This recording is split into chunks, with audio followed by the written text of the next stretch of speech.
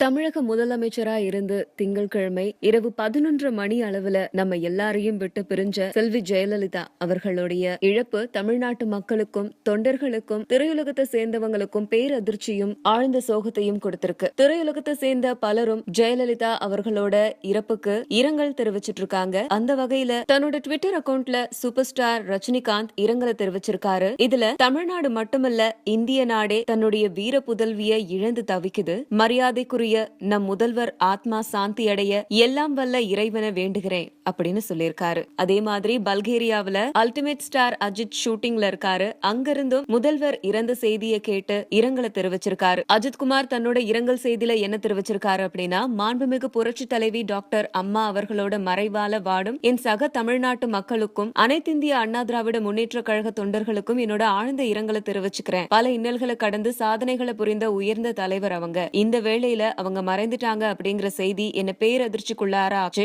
அவங்களோட ஆத்மா சாந்தி அடைய எல்லாம் வல்ல இறைவனை பிரார்த்திக்கிறேன் அப்படின்னு சொல்லியிருந்தாரு. இதே மாதிரி நகைச்சுவை நடிகர் வடிவேலு தமிழக முதலமைச்சர் ஜெயலலிதா காலமானதை தொடர்ந்து தன்னோட இரங்கல் செய்தியை தெரிவிச்சிருக்காரு. ஜெயலலிதாவுடைய மறைவு மிக துயரமா இருக்கு. என்ன பேசுறதுனே தெரியல. அவங்க என்னுடைய தீவிர ரசிகை அப்படிங்கறத நான் கேள்விப்பட்டிருக்கேன். எதுக்கும் பயப்படாம மிக துணிச்சலா இருக்கக்கூடிய அவங்கள பார்த்து பல தடவை நான் வியந்திருக்கேன். அவங்களோட பேரை சொல்லி நிறைய பேர் என்னென்னவோ செய்தாங்க.